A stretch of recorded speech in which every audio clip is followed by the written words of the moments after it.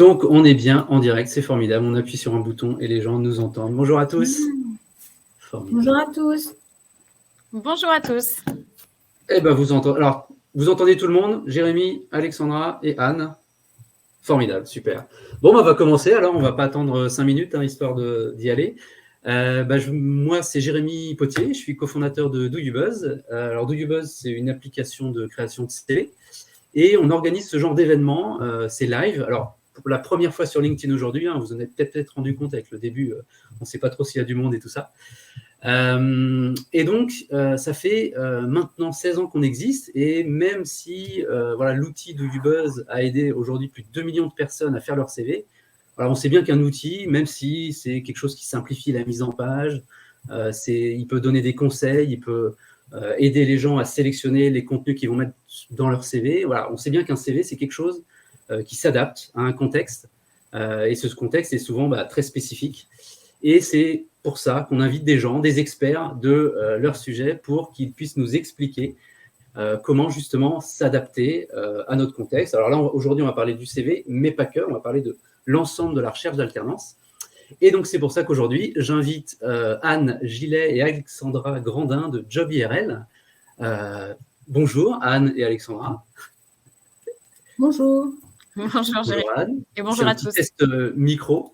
Alors aujourd'hui, on va parler de l'alternance spécifiquement. Donc, on va essayer de balayer un ensemble de conseils, de recommandations. On va explorer quelques pistes, des mises en garde aussi. Et l'idée, c'est vraiment de vous donner un maximum de conseils actionnables et de pistes peut-être que vous n'avez peut-être pas toujours explorées. Alors, n'hésitez pas à utiliser la fonction de commentaire. On va essayer d'avoir un œil dessus pour essayer de faire remonter vos questions et qu'on puisse y répondre en direct. Il y aura un replay aussi. Dès que le live sera terminé, il sera disponible en replay sur LinkedIn, sur la même URL. Donc ça, il n'y a aucun souci. Mais avant de commencer par ce petit live, je voulais peut-être proposer à Anne et Alexandra de présenter deux services, deux programmes au sein de Job IRL qui sont particulièrement utiles dans la recherche d'alternance. Alors Anne, peut-être que tu peux commencer par nous présenter le programme Mon alternance sur mesure. Voilà, histoire qu'on sache un petit peu d'où vous venez et ce que vous proposez avant qu'on aille sur les conseils proprement dits.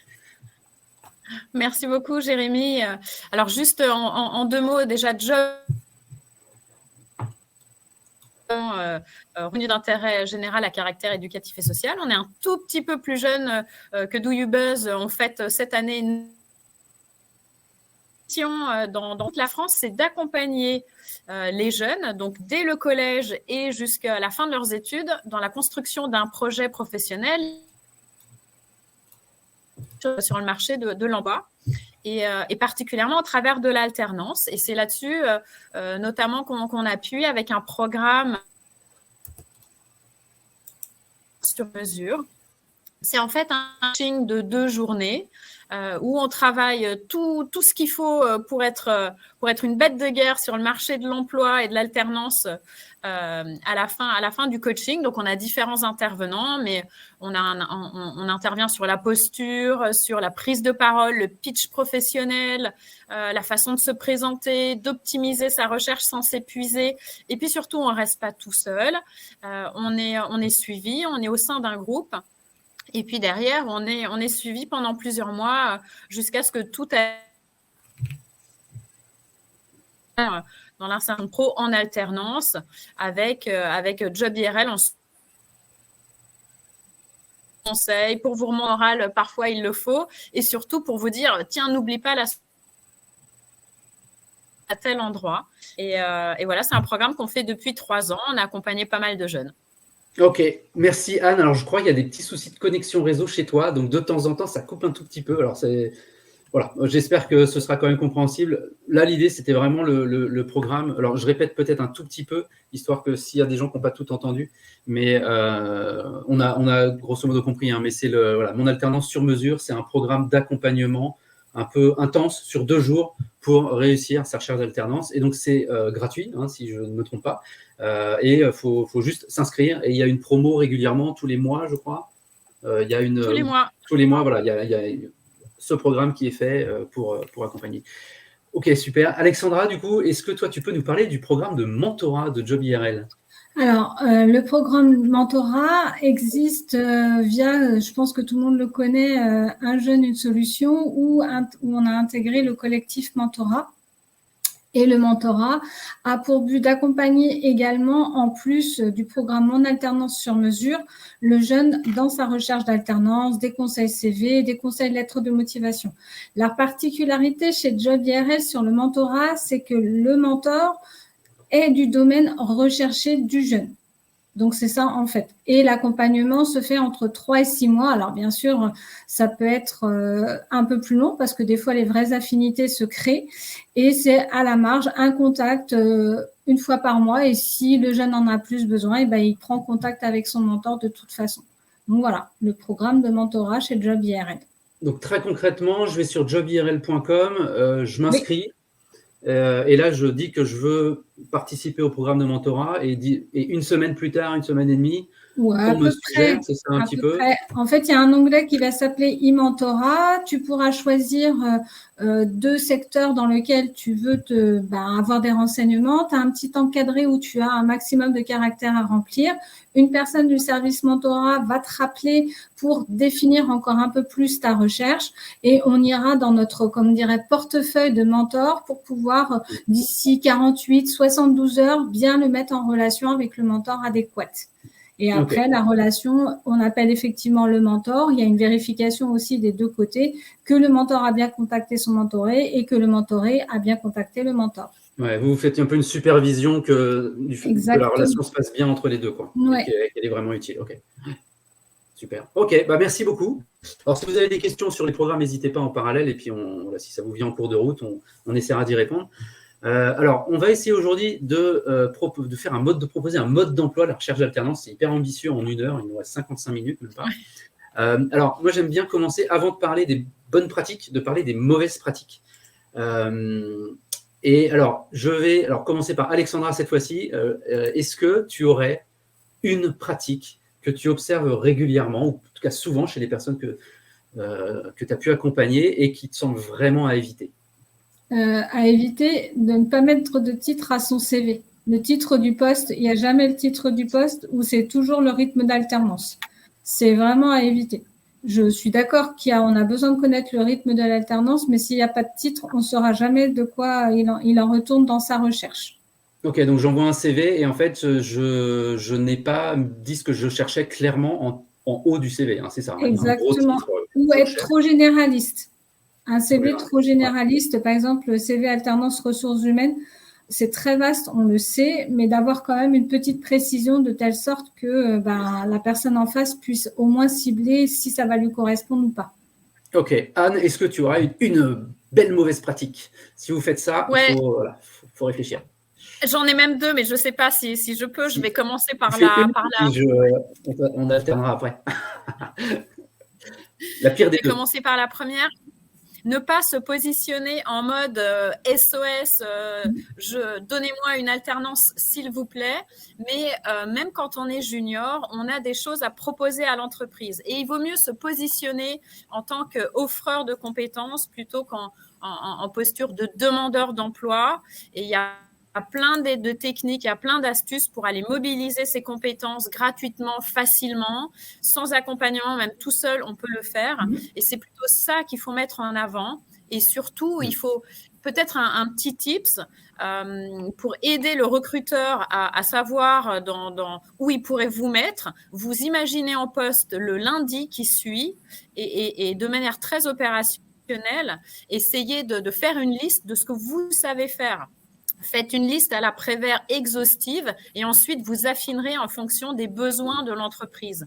Mais venez apporter des choses. Les entreprises ont besoin de vous, les entreprises ont besoin de nous, plutôt que de vous mettre dans une posture de j'attends quelque chose de l'entreprise. Ça me paraît essentiel.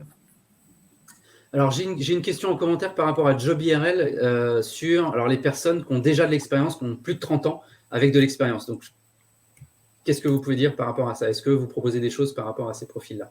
Alors, les personnes qui ont plus de 30 ans sont bienvenues sur Job IRL, évidemment.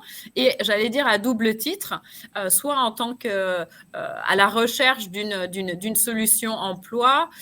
Comme vous le savez, il y a certaines exceptions à la recherche, à l'âge limite de recherche d'alternance. Il y a la professionnalisation et ou le handicap qui permettent d'intégrer l'alternance bien au-delà des 30 ans.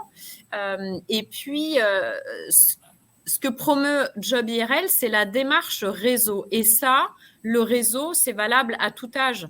Donc oui, vous pouvez très bien aller sur Job IRL, rencontrer l'un de nos 5500 pros volontaires bénévoles, soit pour en savoir plus sur un secteur d'activité, soit pour demander un petit coup de main sur un CV, une lettre de motivation. Oui, il y a pas forcément d'âge limite, même si notre public, c'est vrai, est plutôt 16-30 ans.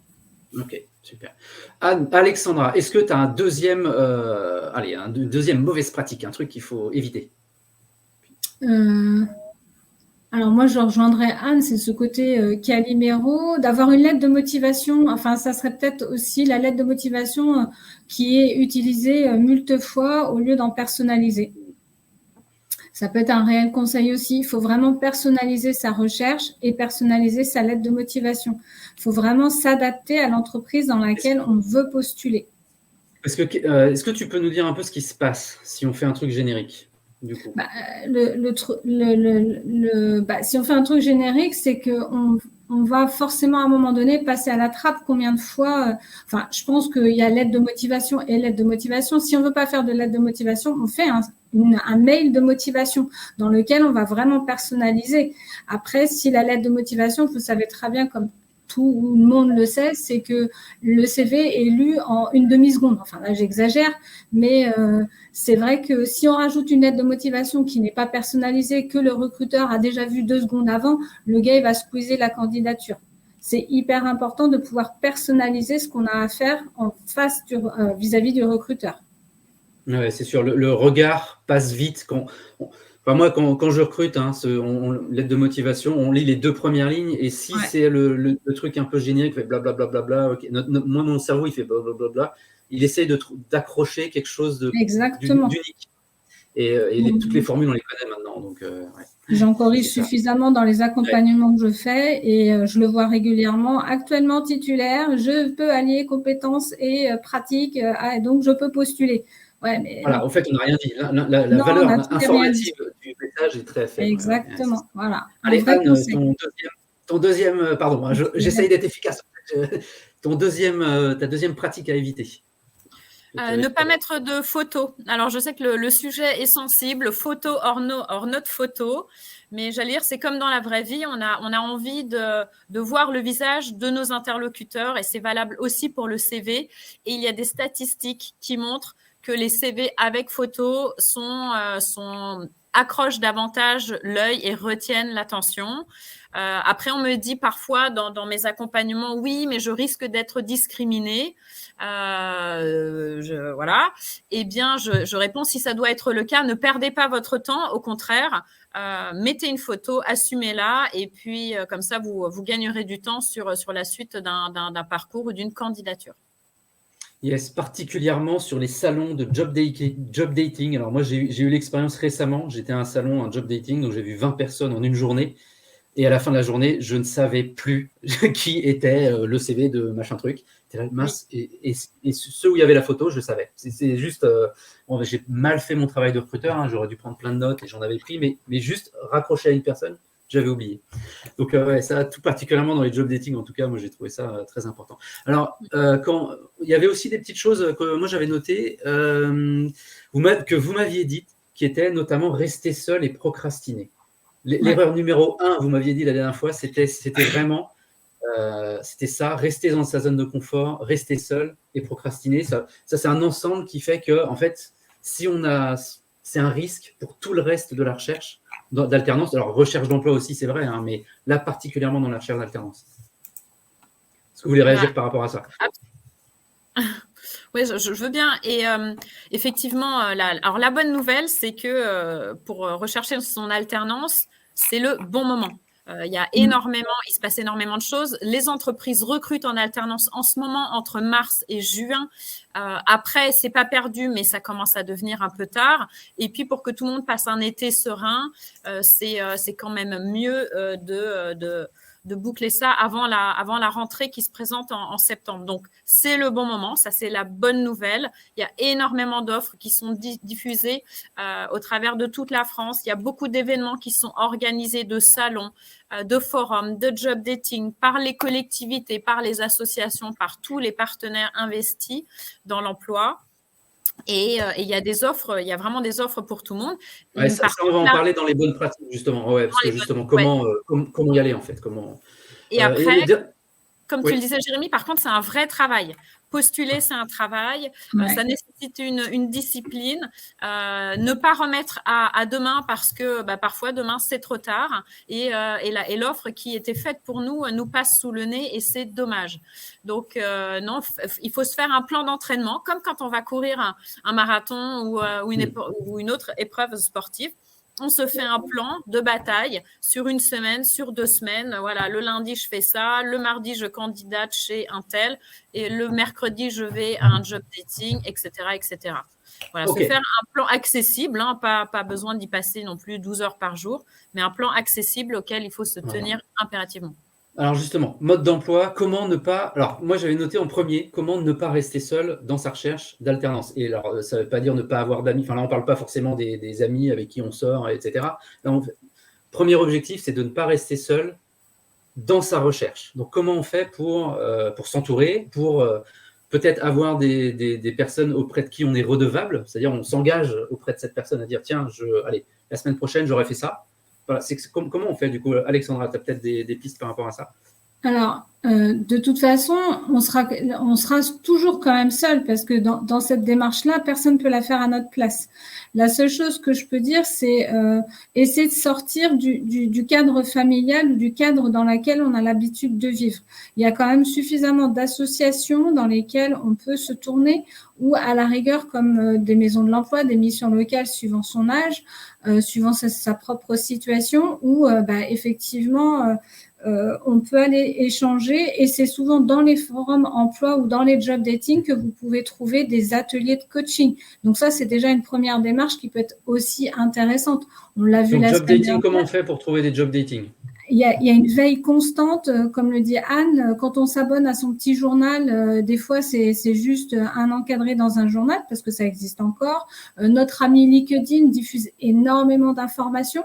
Je pense que c'est un des premiers outils sur lesquels il faut y aller. Et puis, je pense que quand on est étudiant, il y a des sites Internet suffisamment orientés pour pouvoir le faire. Je ne les donne pas maintenant, mais je pense qu'il y a l'étudiant et les cadres d'affichage, il y en a vraiment partout. De bouche à oreille, ça fonctionne aussi très bien. Oui, tout à fait.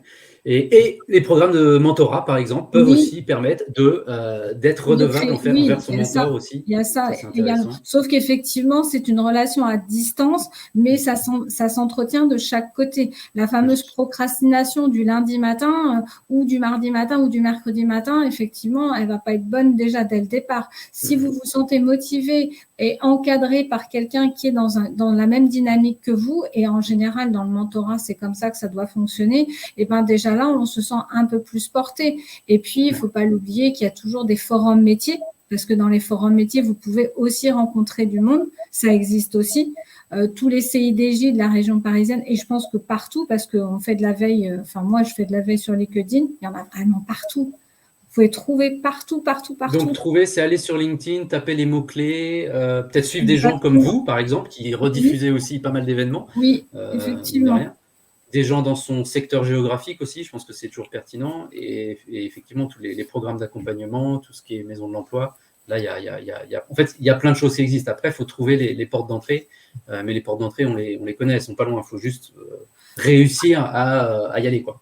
C'est ça. Je dirais que la génération actuelle a quand même beaucoup plus d'outils que nous, on en avait. On devait quand même écrire nos CV et nos lettres de motivation. Trouver le carnet de poste et à l'heure actuelle, alors que maintenant, c'est un petit mail, un petit truc, c'est pas en 2 secondes. Donc, je pense qu'à mon avis, il y a quand même beaucoup plus de facilité. Ouais. Bah après, il y a la difficulté aussi, il y a que d'avoir beaucoup d'infos et lesquelles je choisis. Ouais. Mais déjà d'y aller, c'est déjà une première chose. Exactement. Il y a un premier pas, comme le dit Et Anne. moi, j'avais été un peu surpris quand on avait préparé ce webinaire. Vous m'aviez dit savoir une des étapes importantes, mais même encore maintenant, encore aujourd'hui, alors que je suis censé postuler, c'est savoir quel métier on souhaite faire. Tu vois, Anne, je crois que c'est toi qui avait. Ce qui est important là, c'est de continuer tous les enquêtes métiers. Alors, je ne sais pas si vous pouvez expliquer très vite ce que c'est une enquête métier pour que, enfin, Anne, tu peux peut-être me dire très rapidement, et pourquoi, peut-être encore maintenant, c'est important, même si je dois chercher une alternance pour septembre. Une enquête métier, c'est s'adresser à quelqu'un qui fait le métier qui vous plaît peut-être ou que vous pensez exercer plus tard et lui poser tout un tas de questions, toutes celles qui vous intéressent. Alors le salaire évidemment, mais pas que, loin s'en faut. Peut-être les études, le parcours, les avantages, les inconvénients, la journée type, l'évolution dans le métier. Enfin, la principale qualité pour une recherche d'alternance, d'emploi, de tout ce que vous voulez, c'est la curiosité. Donc, si j'ai un conseil à vous donner aujourd'hui, c'est soyez ouverts, soyez curieux et posez des questions à des professionnels que vous trouverez également sur tout un tas de réseaux. Sur LinkedIn, bien sûr, c'est quand même le réseau des pros. Sur Job IRL, on a des pros qui sont dans cette démarche-là. Et sur les salons, c'est là que vous trouverez une concentration incroyable de professionnels, sans oublier votre propre entourage, celui de vos amis, de vos parents, des parents de vos amis, etc. etc.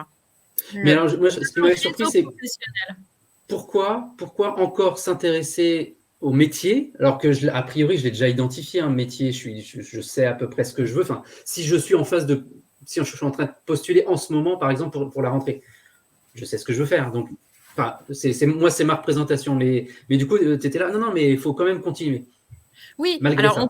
on pense parfois savoir quel métier vaguement, hein, encore une fois, c'est quand même relativement vague parce que entre la projection qu'on se fait, entre la lecture d'une simple fiche métier et ce que ça donne sur le terrain en vrai, il y a souvent un gap et c'est très important. C'est très important de s'adresser directement aux personnes qui exercent le métier. Et pourquoi pas d'aller voir des témoignages vidéo et sur Internet, il y a énormément de ressources disponibles, facilement accessibles. Pour en savoir plus, pour entendre des professionnels parler de leur métier, c'est vraiment la clé.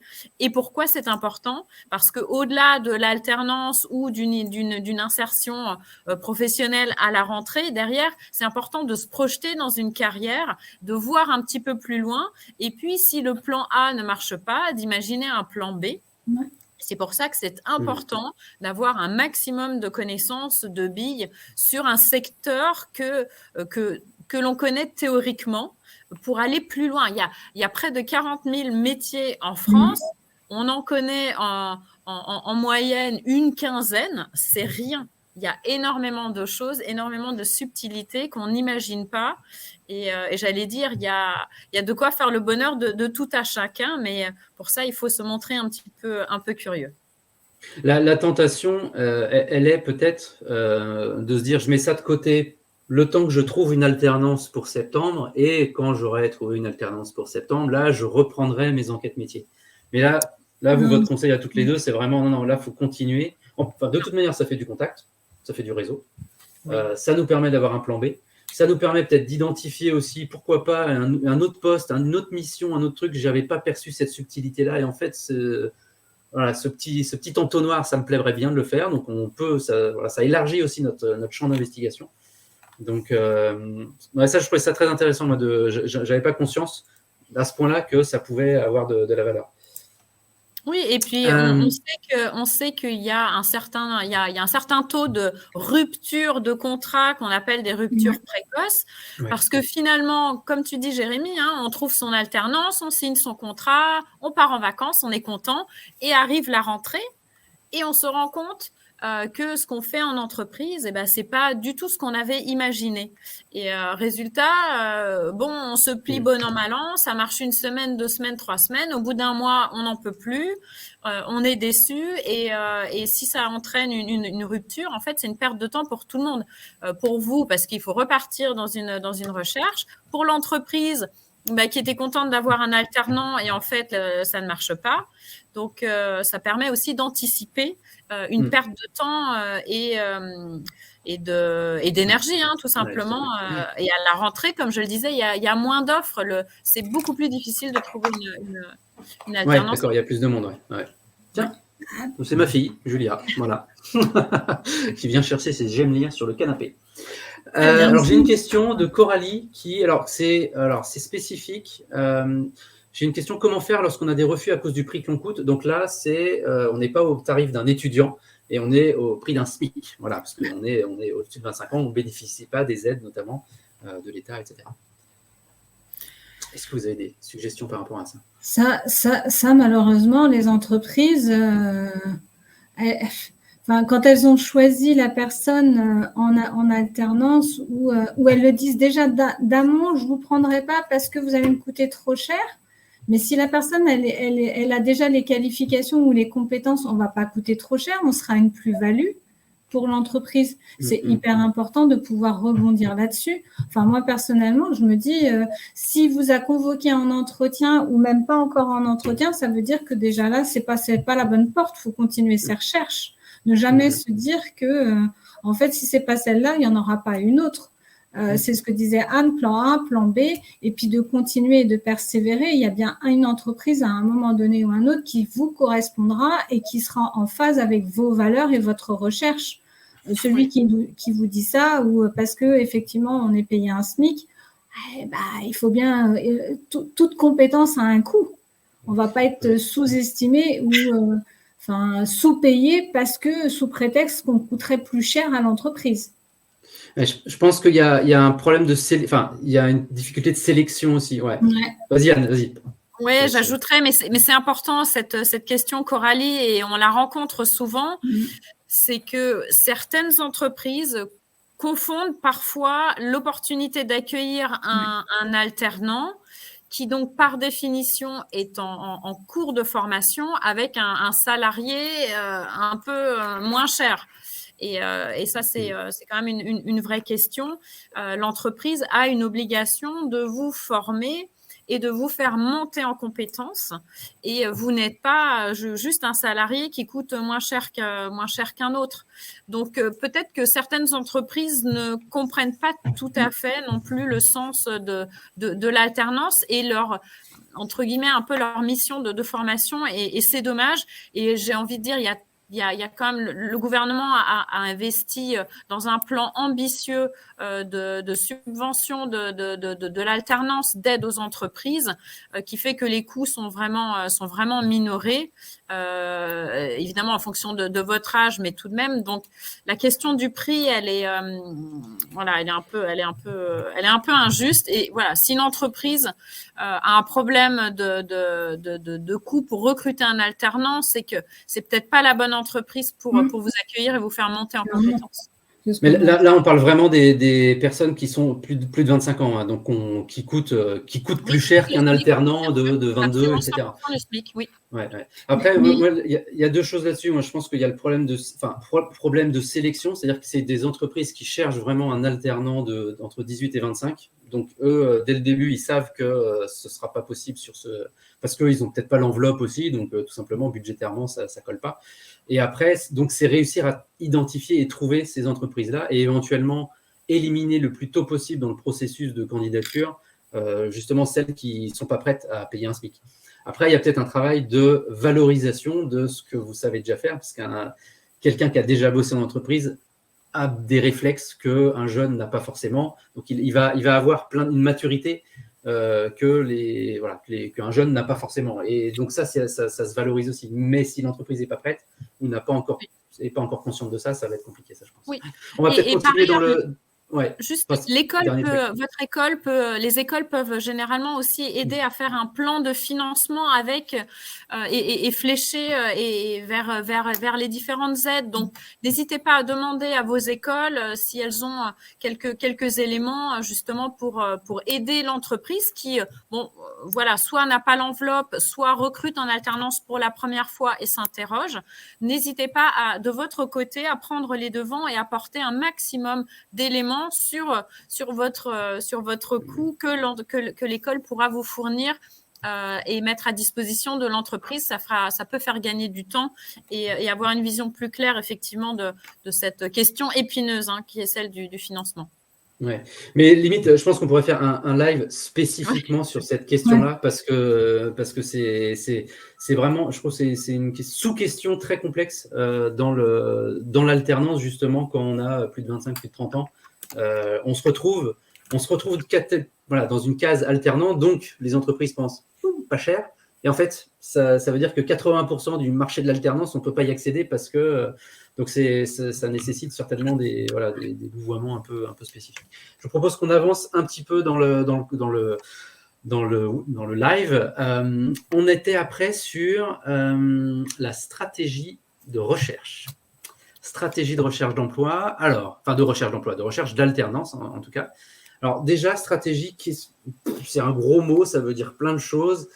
Qu'est-ce qu'on met, nous, derrière ce terme stratégie? Avoir une stratégie de recherche d'alternance, ça consiste en quoi? Peut-être Alexandra, tu peux nous guider là-dessus? Moi, je vais essayer de vulgariser le mot stratégie parce que moi, j'applique ça souvent plus aux entreprises quand elles vont pratiquer leur stratégie marketing et de commerce. Mais c'est plutôt appliquer les grandes lignes ou les mots-clés qui va pouvoir aller vers l'alternance. C'est-à-dire comment je vais définir mon programme de recherche de l'alternance. Est-ce que je me fixe, comme dirait Anne, jour A, le lundi, j'ai refait mon CV. Le jour B, je commence à chercher sur les entreprises. Le jour C, est-ce que je contacte mon réseau? C'est plus ce côté méthode plutôt que stratégie. Avoir une méthode ou un fil rouge qui permet qu'à un moment donné, on arrive en fin de ligne devant le recruteur. Le mot stratégie est très gros et on le sait dans les lettres de motivation. Ce qui est marrant, c'est qu'on le retrouve souvent. Je suis passionné en stratégie. Anne, est-ce que tu aurais des choses par rapport à ça? En fait, peut-être tu peux nous expliquer ce serait quoi si j'ai une semaine ou si j'ai des jalons à mettre dans ma recherche d'alternance, quels seraient-ils? Oui, alors par exemple, effectivement, comment avancer? On parle de stratégie, le mot peut faire peur, mais c'est en fait tout simplement un plan d'action ou un plan d'entraînement pour les sportifs. Donc, c'est très simple, c'est se donner quelques étapes malheureusement incontournables pour se mettre en route dans sa recherche d'alternance.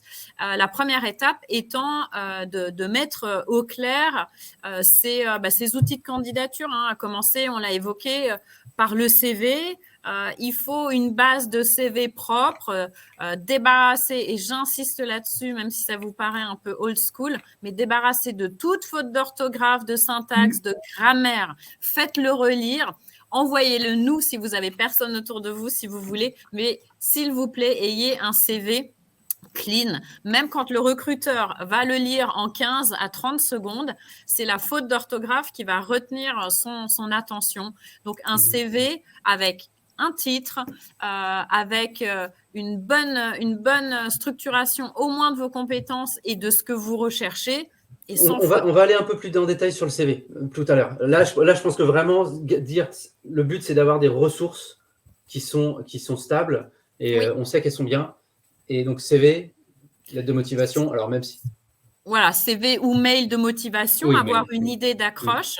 Et ça, c'est important parce que cette accroche, que ce soit pour le CV, la lettre de motivation, le mail de motivation ou encore votre accroche sur un salon, quand vous irez voir un recruteur, il faut formaliser ce qu'on pourrait appeler un petit pitch professionnel, c'est-à-dire un petit paragraphe d'introduction qui va vous servir de démarrage pour vous présenter votre recherche et vous présenter à l'entreprise. Donc ça se travaille à la maison tranquillement. On écrit quelques lignes sur qui on est, ce qu'on aime, ce qu'on cherche, et ça sert. Voilà, là on voit le petit détail pour rédiger le pitch. C'est un petit support qui va vous servir à l'écrit comme à l'oral. Et ça se répète à l'oral. Et ça se répète à l'oral. Et ça se répète devant un miroir, ça se répète devant ses copains, ses parents, peu importe, pour avoir… Et plus on va le répéter, et plus on va le dire de manière très claire et de manière convaincante, et on pourra accrocher l'attention d'un recruteur, bien sûr. Et pour s'aider, parce que alors là, il y a plusieurs étapes pour ce petit pitch. Et puis parfois, on ne sait pas pas trop quoi dire. Généralement, ça commence par je m'appelle Anne, j'ai 25 ans, je sais que c'est pas vrai, et je recherche une alternance dans le domaine de. Donc au début, ça dure absolument 11 secondes et demie. Et puis, on apprend à ajouter des éléments pour se présenter, ce que j'aime faire, mes expériences professionnelles, ce vers quoi j'ai envie d'aller. Et puis mes compétences, il y a plein de ressources gratuites en ligne pour aller identifier et donc valoriser ces fameuses soft skills bien aimées des recruteurs. Alors quand on est junior sur le marché de l'emploi, on n'a pas énormément encore de compétences techniques. Et on s'appuie largement sur ces compétences soft qui sont des compétences transversales. C'est je sais travailler en équipe, je suis curieux, je suis créative, je suis ceci, je suis cela. Et s'il vous plaît, arrêtez d'écrire je suis ponctuel, rigoureux et sérieux, parce que on voit ça dans tous les CV à tel point qu'on ne le regarde pas. Et j'allais dire, c'est une évidence d'être ponctuel et rigoureux. Voilà, imaginez si vous écriviez le contraire, je suis toujours en retard, pas du tout rigoureux et je m'en foutiste. Bon. Après, sur les chances de lire le CV, quoi. Sur les soft, pardon. Excuse-moi. J'ai dit, finalement, s'il marquait qu'il n'était pas sérieux, pas rigoureux, le CV serait peut-être forcément lu parce qu'il trouverait ça complètement unique. Vous avez un CV qui sort du lot, du coup, mais bon. Oui, on le dit souvent, il y a les fameux 3 mots, je suis polyvalente, dynamique et organisée, ou motivée. Non, dynamique, polyvalent et motivé. Ces 3 mots-là sont pareils. C'est trop fréquent et trop… Sur les soft skills, ce qui est intéressant aussi, c'est souvent la mise en application qui a plus d'importance que le mot en lui-même. Ok, tu es créatif, super, vas-y. Mais parle-moi d'un projet créatif que tu as fait. Et ça va, et dans ma tête, ça va venir tout seul. Je vais dire, ah ouais, elle est créative en fait. Mais juste lister les mots-clés, c'est pareil, c'est un coup d'épée dans l'eau en fait. Ça a assez peu d'impact. Par contre, voilà, vous me dites que vous faites des courts-métrages, que vous avez été sélectionné sur un festival de courts-métrages, par exemple. Ok, là tout de suite, j'imagine plein de choses. Vous me dites juste ça, j'imagine, ok, elle est ambitieuse, elle est motivée, elle est créative, elle est capable d'aller de l'avant, elle a du leadership, enfin plein de choses qui arrivent juste en ayant dit une petite histoire. Donc voilà, c'est le genre de… Sur les soft skills, souvent, c'est ça qui est intéressant aussi. Et alors, valoriser ça dans le CV ou dans la lettre de motivation, et plus dans le CV, vous savez, c'est souvent le divers ou le petit plus. Moi, j'aime bien le petit plus. Et surtout, ne mettez pas lecture, piano, voyage, parce que quand vous avez dit ça, on n'apprend rien sur vous.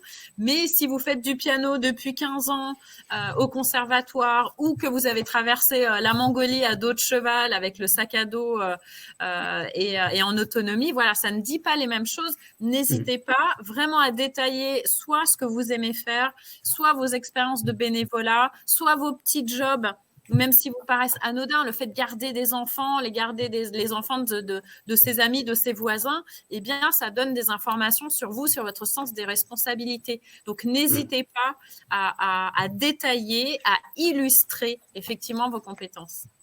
En fait, je pense qu'il faut… Le truc à comprendre, c'est que quand un recruteur ou une entreprise reçoit une candidature, ce qu'on cherche, on cherche de l'info utile. Voilà, moi, je lis un CV, une lettre de motivation. Quand je recrute, je suis là. Alors, qu'est-ce qui est intéressant, en fait? Qu'est-ce que je peux en retirer? Et qu'est-ce que ça me permet de comprendre de cette personne-là? Et c'est vraiment ça voilà, ouais, effectivement, là, telle personne, ok, lui, je le vois un peu en mode baroudeur, ok. Ça me dit quelque chose. C'est juste une image. Mais ça renvoie certaines qualités, et que je peux projeter après sur un poste spécifique. Alors, ah oui, là, ce type de… C'est quelqu'un qui doit aller beaucoup bricoler, faire des trucs un peu il doit se débrouiller un peu tout seul. Bon, là, je sens que c'est le profil qui va être… Voilà, ça va à peu près bien coller. Par contre, quelqu'un qui a l'air très scolaire, en tout cas, qui présente très scolaire sur son CV, ce ne sera pas tout à fait la même chose. Voilà, j'imaginerai peut-être d'autres choses pour cette personne. Dans les objectifs… Ouais. C'est ça, en fait. Mais chacun a son authenticité. Oui. Et n'oubliez pas que le recruteur, il va très vite vous imaginer lundi au bureau à la machine à café. Ça. Donc, mettez-vous déjà dans cette posture-là avec tout ce que vous allez pouvoir amener, que ce soit vos compétences techniques ou votre personnalité qui est très importante dans une équipe. Vraiment à compétences égales, c'est le caractère, c'est vos compétences, c'est votre vécu, c'est votre personnalité qui va faire la différence. N'oubliez pas que la plupart du temps, vous intégrez des équipes avec d'autres humains et donc cet aspect-là est primordial. Alors, on peut continuer peut-être un petit peu sur la partie mode d'emploi. Donc, on a une stratégie, on sait à peu près ce qu'il faut que je fasse. J'ai des documents ressources, j'ai mon réseau à travailler, j'ai des offres à trouver. J'essaye de jalonner ça dans le temps. Alors, justement, la partie réseau, parlons-en un petit peu parce que c'est quand même un gros morceau. Quelle est la place du réseau dans une recherche d'alternance et peut-être qu'est-ce que c'est le réseau aussi, tout simplement? Alors, allez, Alexandra, vas-y, je t'écoute, puisque tu parles de la partie. Alors, hier, j'ai regardé un documentaire qui était hyper intéressant, qui était sur Arte, qui parlait justement des jeunes qui naissent avec une cuillère en argent dans la bouche et qui faisait la distinction entre piston et réseau. Et effectivement, le réseau, c'est quelque chose, ce sont souvent des gens qu'on ne connaît pas, alors que le piston, c'est souvent des personnes de notre entourage. Et c'est là toute la stratégie. Alors, la fameuse méthode stratégique, c'est d'aller chercher le réseau en dehors de son cercle circonférique habituel, c'est-à-dire famille, amis, et tout ce qui s'ensuit, les personnes avec qui on a parlé, mais peut-être encore toujours aller sortir de sa zone de confort, c'est-à-dire de pouvoir oser aller parler à quelqu'un, par exemple, de l'entreprise dans laquelle je pourrais bien me projeter, pas en mode agressif, coucou, bah ouais, j'ai envie de bosser avec toi, donc voilà, je me présente, mais plutôt vraiment de dire cette entreprise-là, elle a ces valeurs-là, je vais essayer d'approcher la personne qui travaille là-bas. Donc effectivement, dans un premier temps, on se focus sur le cercle familial, les personnes qu'on a déjà rencontrées dans les études, mais le mieux, c'est vraiment de sortir carrément de la zone de confort, de ces 3 ou 4 cercles circonfériques et d'aller au-delà et de se mettre en danger, parce que la mise en danger, eh bien, automatiquement, elle va nous faire apprendre encore plus sur nous et encourager nos recherches. Tu avais quelque chose à ajouter, Anne, par rapport au réseau? Oui, moi je pense que le réseau, c'est la vie, en tout cas la vie professionnelle. Et je prends souvent mon exemple, alors non pas que je sois particulièrement égocentrique, quoique, mais dans ma carrière professionnelle, je n'ai eu à faire qu'une seule fois l'exercice CV, lettre de motivation. Après, toute ma carrière, ça a été des rencontres, des opportunités, des portes ouvertes, des fenêtres ouvertes. Et le réseau, en fait, c'est ça. Vous rencontrez des gens qui vous font rencontrer des gens, qui vous font rencontrer des gens qui ont un poste à vous proposer. Et c'est magique et ça marche. Et on augmente, quand on veut entrer dans une entreprise, on augmente significativement ses chances quand on a déjà une personne à l'intérieur de l'entreprise qui peut ne serait-ce que dire « Tiens, telle personne m'a donné son CV, je la connais, ou je connais ses parents, elle est sérieuse. » Et ça ouvre beaucoup plus de portes d'être recommandé par quelqu'un. Mais quand on n'a pas la chance, comme le disait Alexandra, d'avoir une cuillère en argent d'un côté et puis un réseau, le réseau de ses parents de l'autre, eh bien, on le construit, ce réseau, tout simplement en rencontrant des gens sur les salons, sur les forums. N'hésitez pas à reprendre contact avec des personnes qui vous ont accueilli en stage, qui vous ont accueilli en job d'été, parce que même si elles n'ont pas de poste directement à vous proposer, peut-être que leur propre cercle de réseau aura l'offre qui vous convient. Alors, Mohamed nous dit, le réseau, c'est aussi les entreprises qui nous ont donné un retour négatif. Alors, je ne sais pas dans quel sens. Pas faux, parce qu'en fait, la recruteuse, même si elle vous a pas choisi, elle a très bien pu garder une très bonne impression de vous lors d'un entretien. Moi, ça m'est déjà arrivé, donc je vois pas pourquoi ça ne serait pas possible. On est en number 2, même si on n'est pas en number 1, et ben ça peut être hyper sympa de pouvoir aller rediscuter avec des personnes totalement de manière informelle, pas dans le cadre d'une candidature, mais de pouvoir dire, tiens, est-ce que vous pourriez envisager de parler de moi pendant l'entretien? Et je pense que c'est franchement, c'est très judicieux de la part de Mohamed de penser comme ça. Je trouve que c'est une très belle idée. En tout cas, moi, je peux que l'encourager.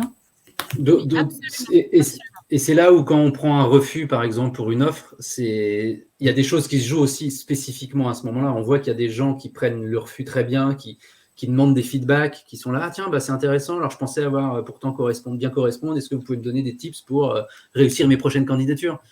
Et là, on peut enclencher une discussion et effectivement, le prochain jour, on aura quelque chose à proposer ou on entendra dans notre réseau, c'est ce qui se passe. Et ça peut même arriver que la number one ne fasse pas la période d'essai et que le number two soit rappelé.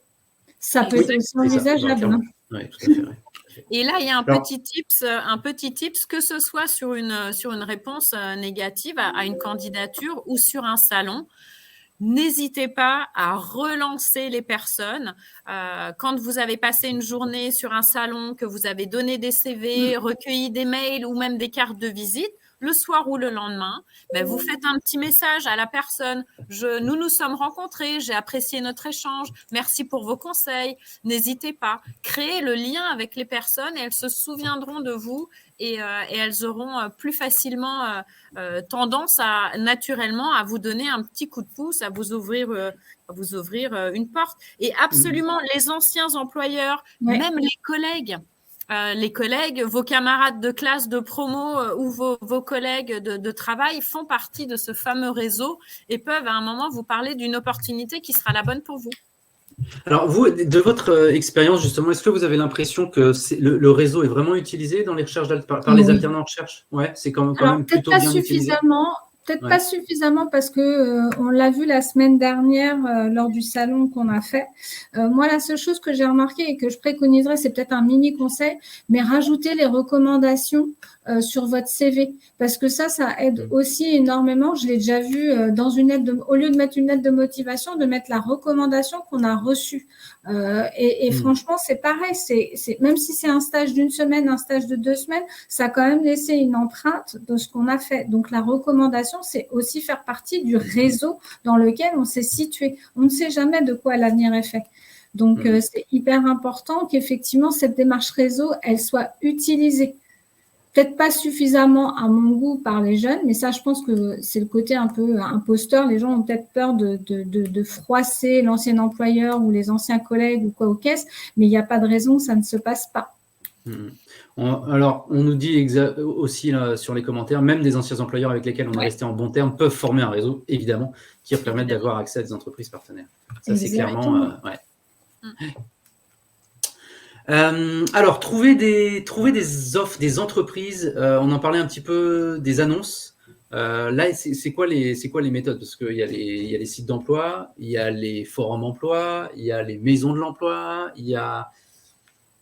Est-ce que vous avez l'impression que… non, là, c'est peut-être aux personnes qui nous écoutent, mais est-ce que vous arrivez à trouver des offres, vous, de votre côté? Est-ce que vous avez l'impression de ne pas avoir assez d'offres ou est-ce qu'au contraire, cette partie-là a l'air assez bien couverte? Qu'est-ce que vous pourriez recommander? Peut-être, Anne, tu peux nous guider un peu là-dessus. On en a déjà parlé un peu, hein, mais parce que des fois, on se demande, on a l'impression qu'il y a beaucoup d'offres. Moi, c'est plus le sens inverse. J'ai l'impression qu'il y a des fois beaucoup d'offres et lesquelles je choisis pour postuler, en fait. Oui, alors là, j'aurais un petit tips à donner aussi. C'est souvent, on a des jeunes qui viennent nous voir un peu tristes en nous disant, voilà, j'ai envoyé plein de CV et j'ai eu pas du tout, pas de retour, très peu. J'ai eu un retour sur 150 CV envoyés. Ça arrive. Donc, j'aurais envie de dire, candidatez moins, mais candidatez mieux. Une réponse à une offre d'emploi que vous trouvez là pour le coup sur tous les job boards qui existent en ligne, qui sont très faciles d'accès, sur les journaux, pourquoi pas, sur les sites directement des entreprises, il y a toujours une partie nous recrutons, nous rejoindre, carrière, careers en anglais, etc. Donc c'est à la portée de tous. Sur LinkedIn, parfois, il y a des offres qui sont postées directement, mais soignez-moi ces réponses. Adaptez le CV. Quand vous répondez à une offre précise, essayez de réfléchir par mots-clés, par bullet point, si je puis dire. Lisez l'offre d'emploi, imprimez-la et stabilotez avec un surligneur les mots-clés, les mots importants, les compétences techniques, les compétences personnelles, les valeurs de l'entreprise et essayez de faire un petit peu des allers-retours avec votre propre CV et votre propre expérience et essayez il faut considérer l'offre d'emploi comme l'expression de la demande de l'entreprise. Et donc, essayez d'y répondre le plus précisément possible. Si l'entreprise a besoin de telles compétences, un langage informatique, Python par exemple, eh bien, dans votre CV doit apparaître le terme Python avec la maîtrise qui va avec, débutant, intermédiaire, expert. Ça, c'est très important. Donc, plutôt que d'envoyer un CV d'envoyer le même CV à tort et à travers, ciblez des offres et faites ce travail un peu plus finement, en plus de la lettre de motivation qui va répondre aussi point par point. Ouais, faut qu'on sente, mais je pense que c'est dur, même psychologiquement, en fait. Il faut qu'on sente qu'il y a un investissement dans la candidature. Et au bout d'un moment, quand on a fait certaines candidatures, c'est dur aussi de s'investir, de se dire, ah ouais, qu'est-ce qui m'intéresse vraiment dans cette entreprise? Pourquoi j'ai envie? Peut-être que la première fois, la deuxième fois, on est à fond. Et petit à petit, on a peut-être des désenchantements et du coup, on se détache un peu et on va vers des candidatures de plus en plus génériques.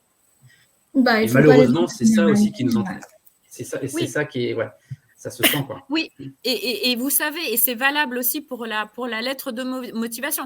Alexandra et moi travaillons pour une association. Nous recevons régulièrement des propositions d'alternance, hein, des jeunes ou des moins jeunes d'ailleurs, qui viennent candidater chez nous. Et parfois, on nous dit votre entreprise, de par son aspect international. Donc, on voit bien que les gens ne s'intéressent pas vraiment à l'entreprise. Et ça, forcément, ça passe malheureusement direct à la poubelle quand la personne ne s'est même pas informée sur l'entreprise. Ça ne passe plus aujourd'hui. Informez-vous sur l'entreprise, ses valeurs, son activité. De toute manière, vous en aurez besoin au moment de l'entretien. Et ça, c'est indispensable. Il faut que ça transparaisse dès le CV, dès la lettre de motivation. Informez-vous sur le poste, l'entreprise et un peu l'environnement, le contexte global.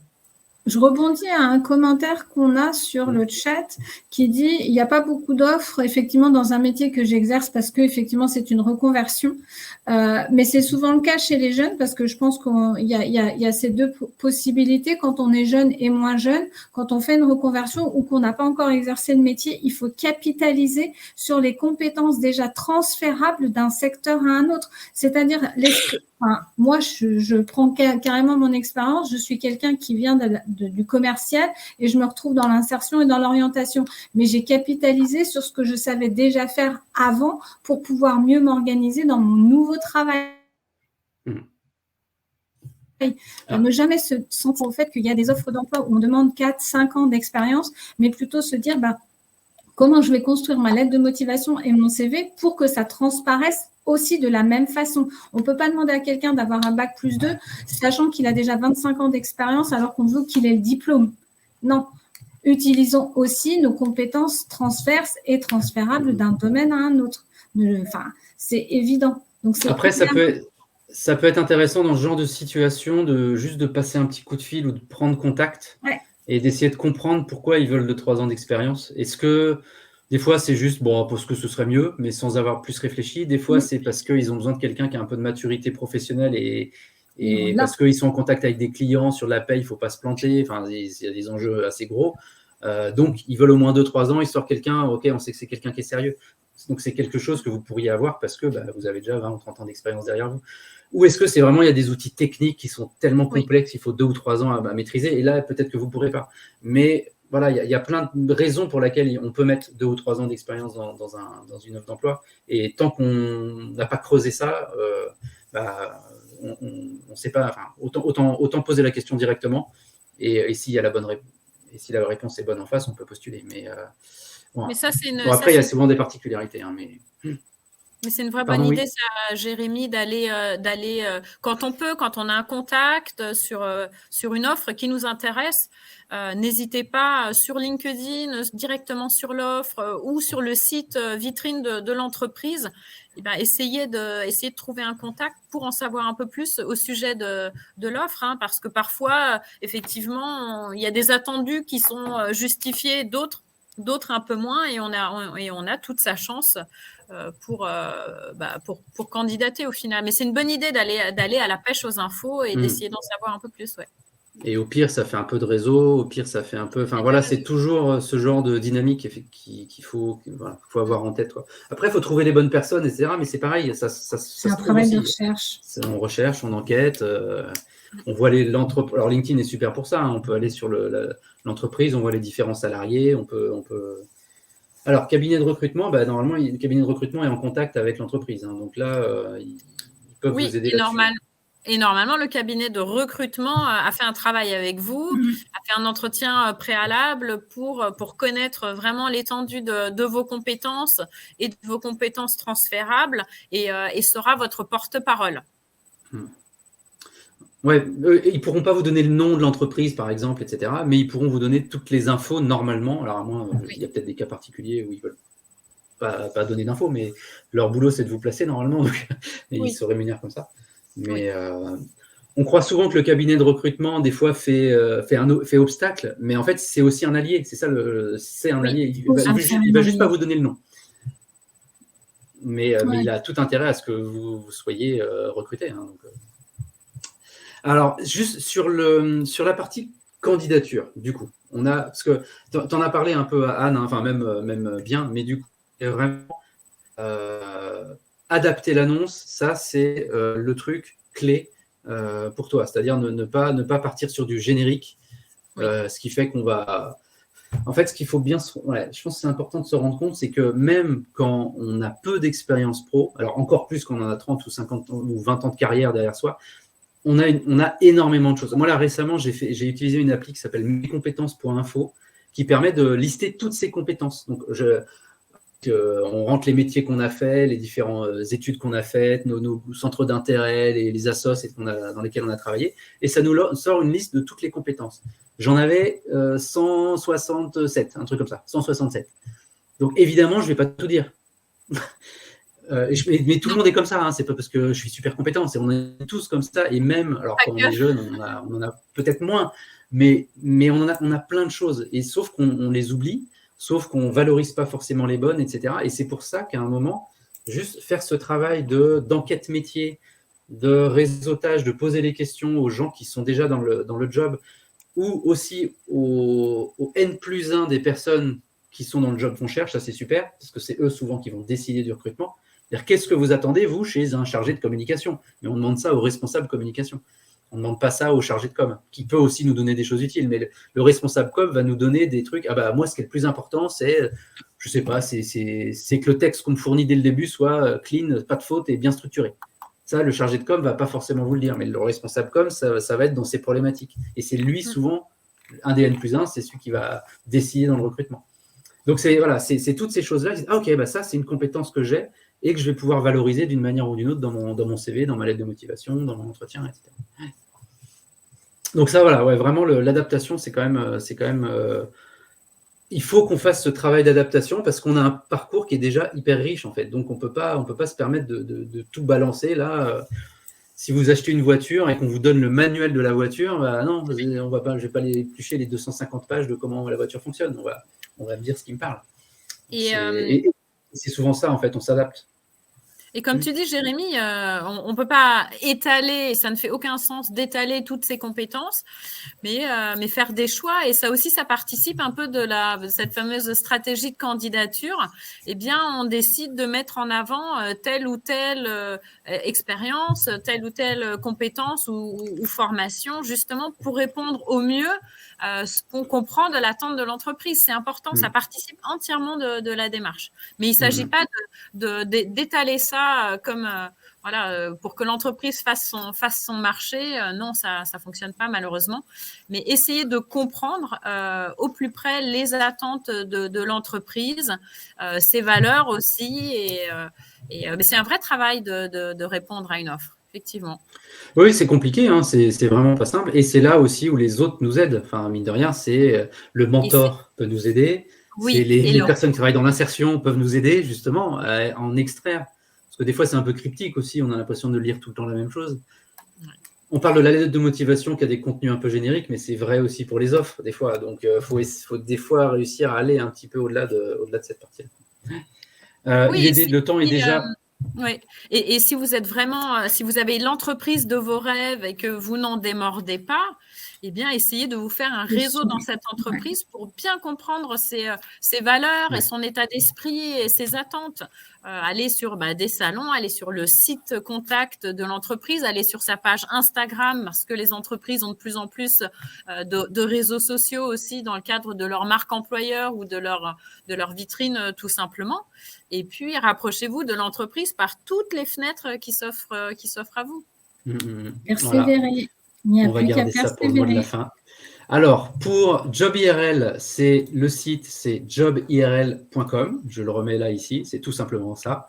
Vous pouvez accéder au programme de mentorat. Donc, c'est en un clic. Et dans une semaine, vous avez un mentor qui va vous aider. J'espère que oui, une semaine, c'est ça. Et puis, les programmes Mon Alternance sur mesure, du coup, comment ça fonctionne? Je ne sais pas si on avait entendu la dernière fois pour s'inscrire ou pour rejoindre. On s'inscrit sur JobIRL, on contacte Alexandra ou moi et nous prenons contact avec vous. Et puis, tu peux même laisser, s'il faut, on peut laisser directement nos adresses mail. Alors, attends, j'avais une petite slide où il y avait ton adresse mail, ton numéro de téléphone.